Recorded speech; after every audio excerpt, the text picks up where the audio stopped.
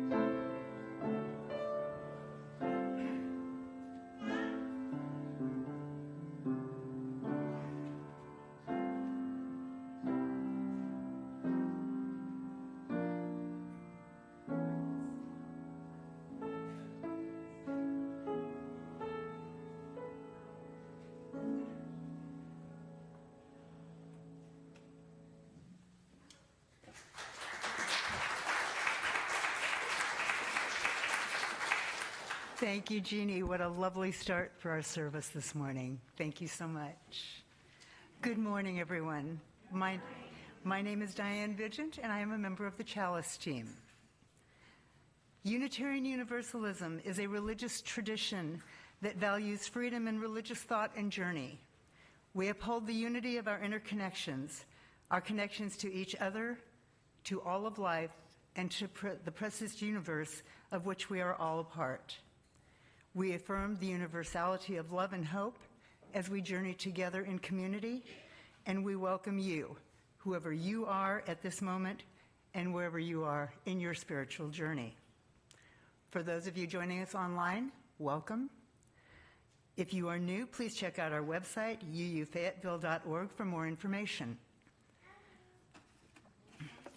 For those of you who may be visiting us for the first time in person, you'll find a visitor information card in the seat back in front of you. We'd love for you to fill one out so that we can get you on our email list and keep you informed of our events. Later in our service, we will have a time where you will be invited to come forward and drop a stone symbolizing your joy or concern into a bowl of water. If you have a joy or concern you would like to share, we invite you to fill out one of the yellow cards you will find on the seat back in front of you.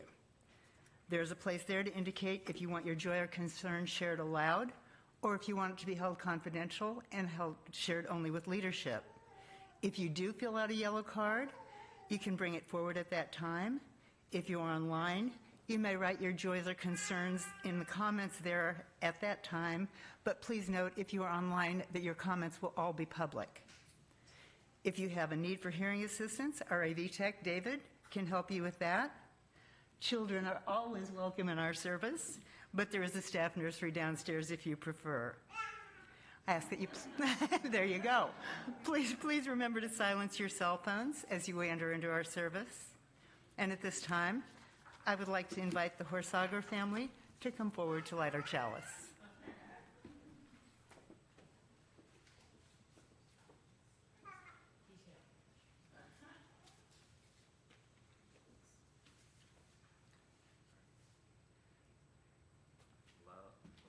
Love is the spirit of this community, and service is its prayer.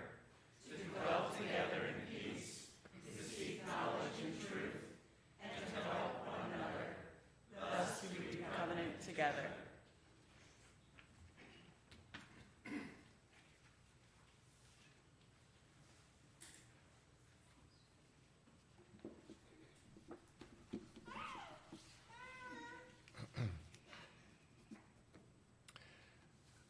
Someone tells about two old acquaintances who ran into each other at the grocery store. And you know how it is. They got to talking about local events and the high cost of living, and finally about their families. "I have 3 boys," one of the women said. "Oh, that's a nice family," said the other woman. "I wish I had 3 children." Her friend said, "I thought you had children." The other woman said, "I do. I have 6.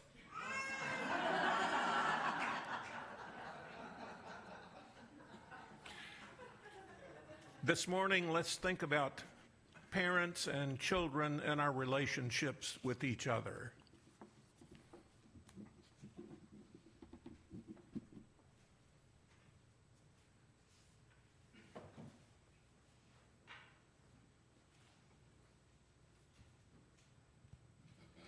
Our opening hymn today is Here We Have Gathered. You'll find it in your gray hymnal, page 360, and we're just going to sing all the verses. Please rise and embody your spirit as you're willing and able, and let's sing together.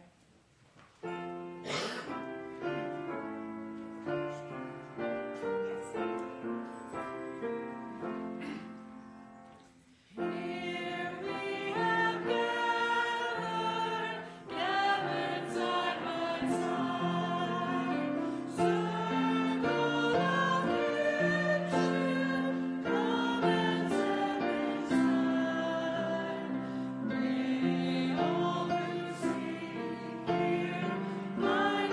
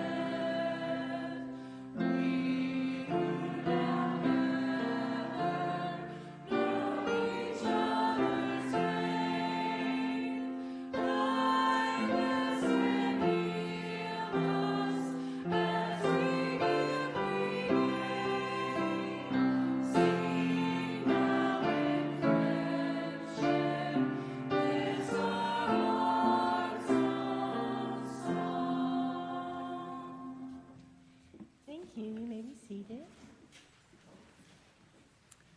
Good morning. My name's Abby Horsager, and I have the delight of reading our story for all ages for you today. Be Who You Are by Todd Parr. Be who you are. Be old, be young, be a different color. Wear everything you need to be you. Speak your language. Learn in your own way. Be proud of where you're from. Be your own family. Just be who you are. Be silly. Be brave. Dance. Play, discover, learn, read. Share your feelings. Happy, mad, sad, silly, scared, proud. Just be who you are. Try new things. Eat tacos. Pizza, some noodles there. Be confident. Stand up for yourself. Be energetic. Be peaceful. Be the best that you can be. Just be who you are. It doesn't matter what color you are, where you are from, or who's in your family. Everyone needs to be loved. Always love yourself and be who you are. The end. Love, Todd.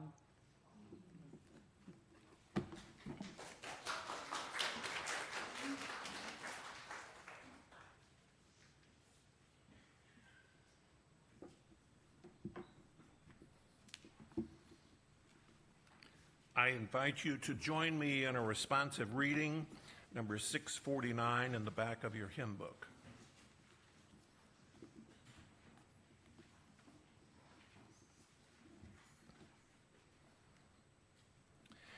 In a house which becomes a home, one hands down and another takes up the heritage of mind and heart, laughter and tears, musings and deeds.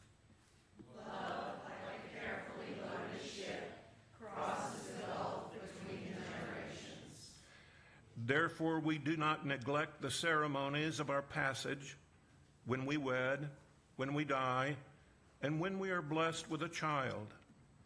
When we depart and when we return, when we plant and when we harvest. Let us bring up our children. It is not the place of some official to hand to them their heritage. If others impart to our children our knowledge and our ideals, they will lose all of us as worthless and full of wonder. Let us build memories in our children, lest they drag out joyless lives, lest they allow treasures to be lost because they have not been given the keys. We live not by things, but by the meanings of things. It is needful to transmit the passwords from generation to generation.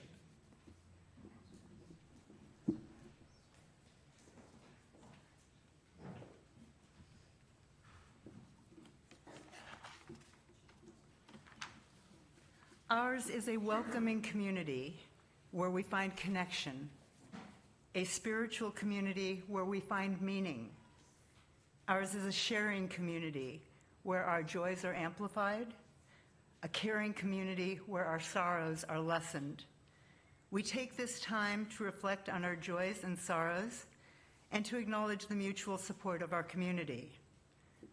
If you would like, please come forward now to drop a stone or more in the water. If you have filled out a yellow card, I will take them from you and either share your words with the community now or deliver them privately to leadership as you have requested.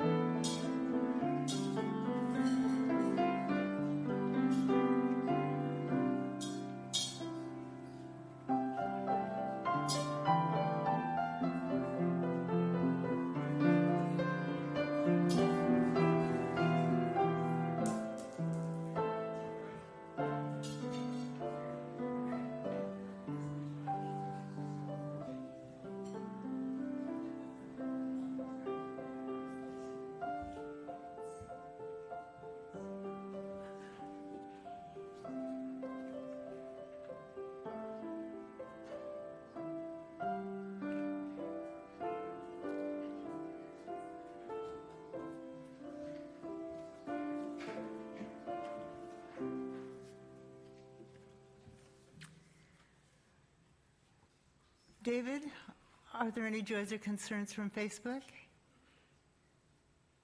John, would you drop a few more stones, please, for those that we have not heard and those that may come to us in the next week? May we remember those who have spoken, those they have named, and those we hold in silence in our hearts. Thank you.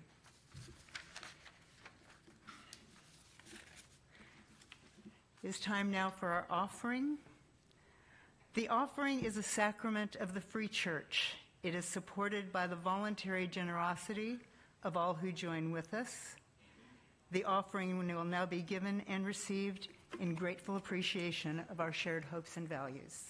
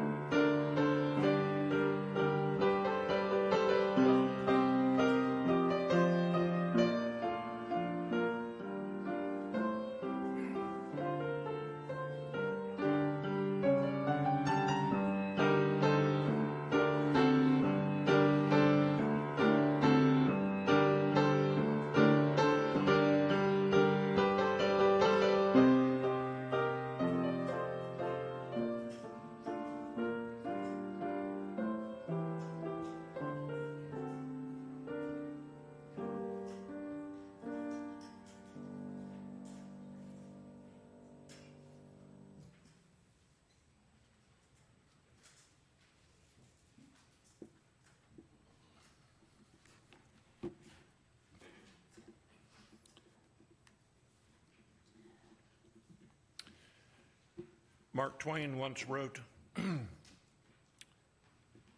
I was a teenager, my old man was so ignorant I could hardly stand to be around him. But the time I got to be 21, I couldn't believe how much he had learned in just a few years."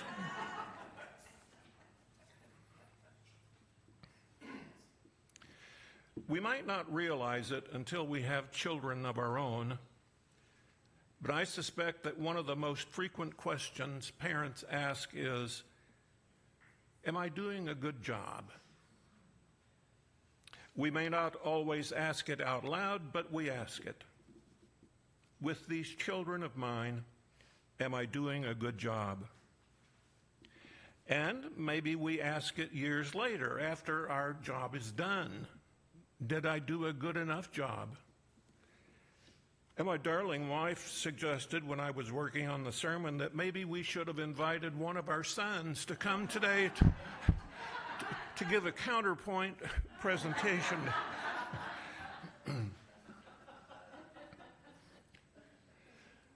But I would guess that Mark Twain was not the only person to have those feelings about his father. One of the great stories in Hebrew scripture is about a couple by the name of Elkanah and his wife Hannah. I know it's not Beyonce and Jay-Z or Bill and Susie or Susie and Nancy, but names come and go, and I have to tell you, I looked up the names of some of today's famous couples so that I might throw them into the sermon, and I have to tell you, I don't even know who these people are.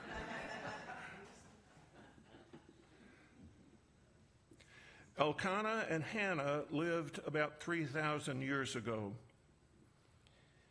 Polygamy was common in that ancient time, and Elkanah had 2 wives, and the other wife had given birth to a number of children, but not Hannah. Hannah was childless, and the fact that this was devastating for her is an important element in this story. In that day and age, having children was an important accomplishment in a woman's life, perhaps the most important accomplishment for many women. And women who had no children felt inadequate, inferior, and sometimes even guilty, because they often believed it was a sign of divine disapproval. For years, Hannah had wanted a child and prayed for a child.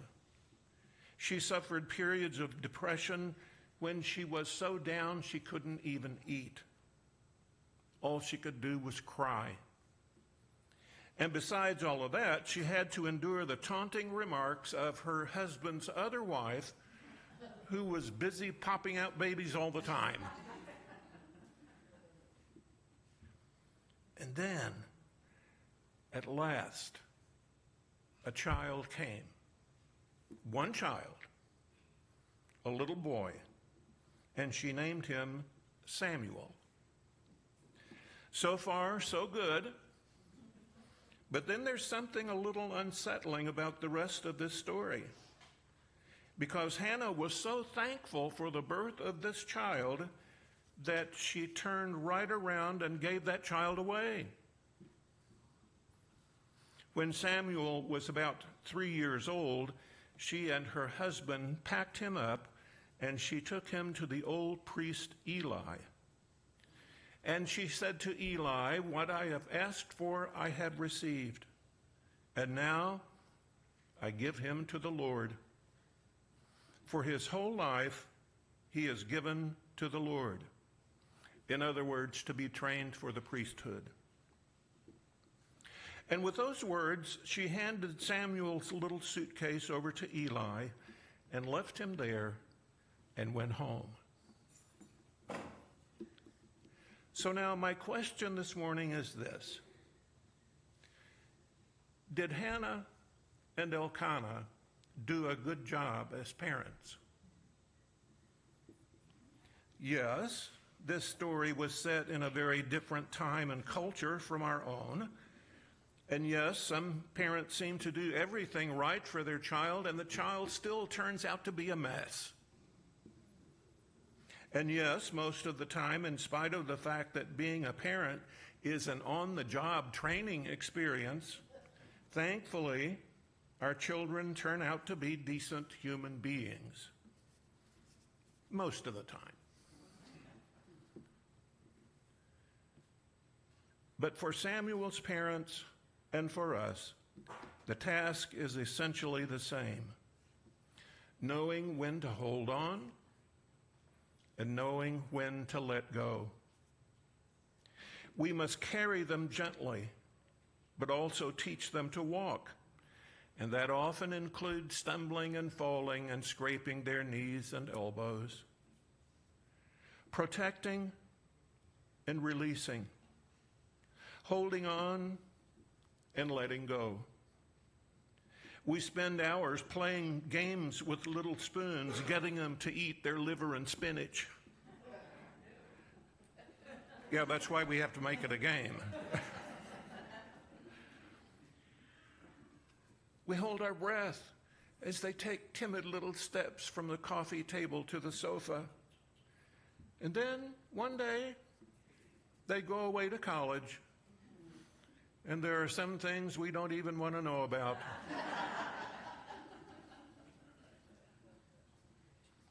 When they are little, we do virtually everything for them. Change their diapers, wipe their little butts, feed them, burp them, dress them, and sit up nights with them when they're sick. But then there comes the time when all of this help and attention must give way to something that is sometimes even more difficult for parents to give. The gift of freedom. And that unselfish, unconditional love that cleans up our messes and straightens out our mistakes and glues our broken dreams back together must give way to a love that turns us loose and lets us go. And when, for whatever reason, parents are not able to give this gift, the result may be children who have a much more difficult time learning how to stand on their own 2 feet.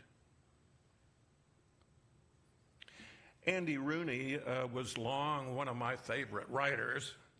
He wrote a piece which he entitled "The Ruination of the Tomato."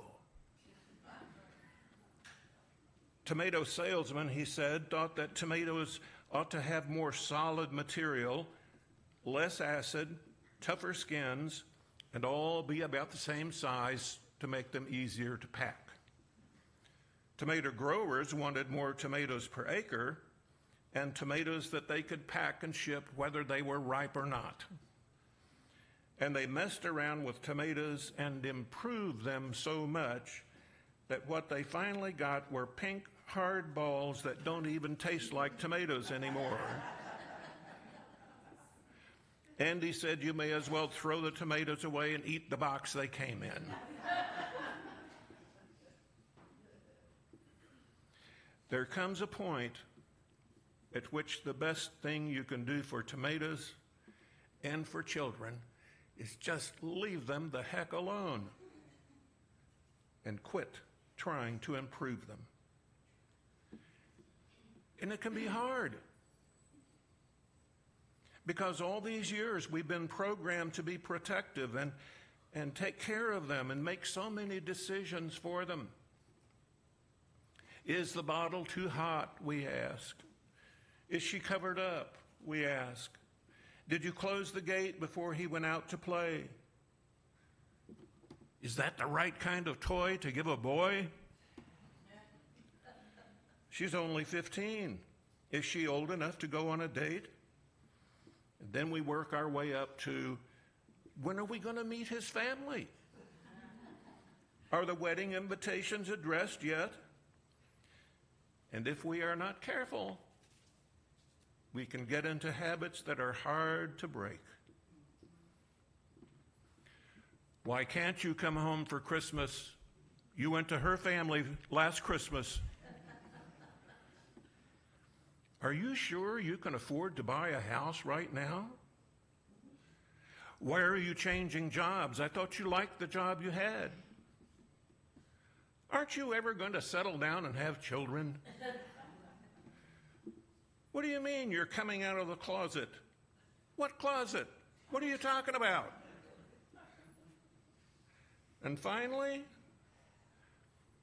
what do you mean he asked for a transfer to Portland? That's so far away from us. For 18 years or more, we have tried to raise them, protect them, and improve them.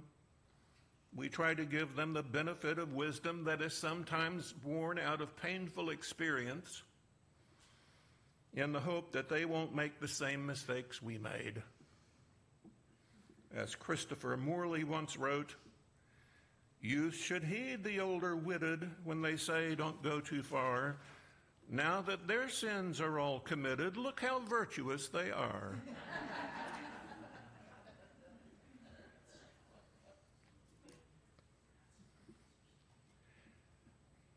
But parenting is not a Build-A-Bear workshop.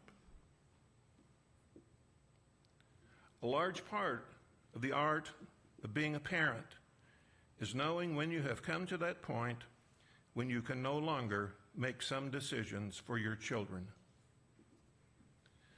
That's why I'm a little relieved that Elkanah and Hannah were not my parents. Yes, they had good intentions. And as far as we know, Samuel turned out to live a happy and contented life.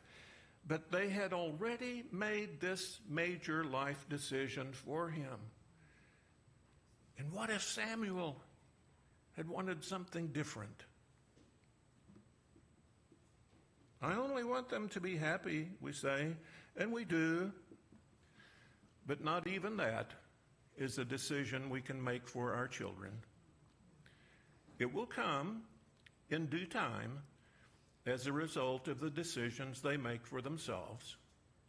And I imagine most of us have found that to be true in our own lives. Protecting and releasing, holding on and letting go. Many of us who have children have gone through that moment of getting in the car to go somewhere with them, and the teenager has just gotten their driver's license. And instead of heading for the passenger side as they have done for all these years, all of a sudden they're at your elbow saying, "I'll drive." Well, they don't make bench seats anymore, so you can't just slide over. And so when you get out, walk around to the other side of the car to get in, that could well be one of the longest journeys we ever make in our lives. And in so many ways, we keep doing that. Letting them decide where they're going, letting them decide when, letting them do their driving. That may be one of the greatest keys to their happiness and one of the greatest keys to our own as well.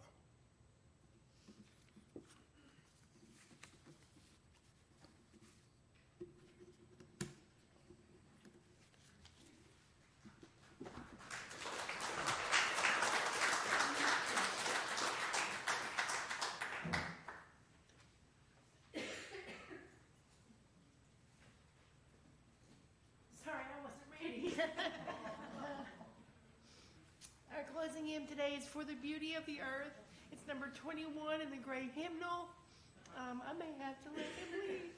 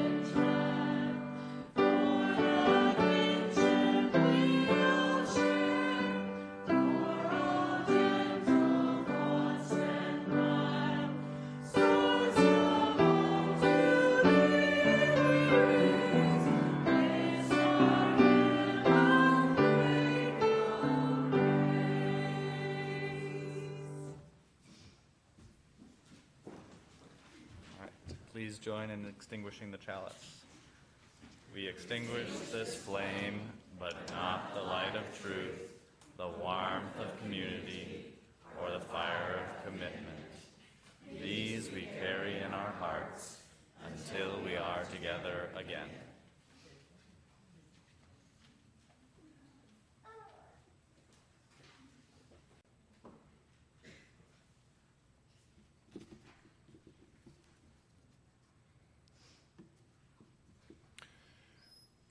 Irma Bombeck wrote in one of her books, "Ah, the family. We were a little band of characters trudging through life, sharing each other's diseases and toothpaste, coveting one another's desserts, hiding the shampoo, borrowing money, inflicting pain on each other and kissing to make it better at the same time, arguing, laughing, defending, and trying to figure out the common thread that binds us together. And that common thread is not necessarily biological. It's love, isn't it? Love that forgives us when we got it all wrong. Love that lifts us up when we fall. Love that gives us courage when we need it most. Love that helps us, as Abby read in the story for all ages this morning, love that lets us be who we really are. Amen.